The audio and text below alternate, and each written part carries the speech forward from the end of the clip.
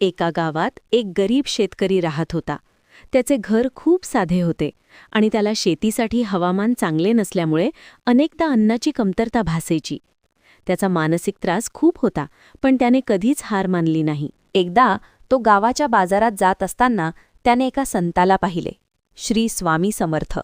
त्यांचे तेजस्वी आणि प्रेमळ रूप पाहून शेतकऱ्याचे मन हलकं झाले. त्याने ताबडतोब श्री स्वामी समर्थांकडे जाऊन प्रार्थना केली, महाराज, माझ्या परिस्थितीत मला मार्गदर्शन करा. माझ्या घरात अन्न नाही आणि मी खूप चिंतेत आहे. श्री स्वामी समर्थ हसले आणि त्याने शेतकऱ्याला म्हणाले, माझा पुत्रा, आत्मविश्वास ठेव. तू जेवायला मिळेल, पण आधी तुझ्या मनातली भीती दूर कर. देव प्रत्येकाच्या जीवनात योग्य वेळेत योग्य अन्न पाठवतो. तू फक्त मेहनत करत राहा. शेतकऱ्याने स्वामींच्या शिकवणुकीचे पालन केले.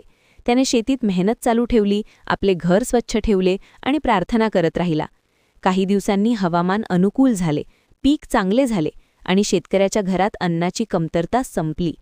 शेतकऱ्याचे मन भरून आले आणि त्याने ठरवले की तो आपले जीवन स्वामी समर्थांच्या शिकवणुकीनुसार प्रेम, श्रद्धा आणि विश्वासाने जगेल. श्री स्वामी समर्थांची ही कथा आपल्याला शिकवते की भीती आणि निराशा दूर करणे, मेहनत आणि श्रद्धा ठेवणे हेच जीवनातील खरी शक्ती आहे.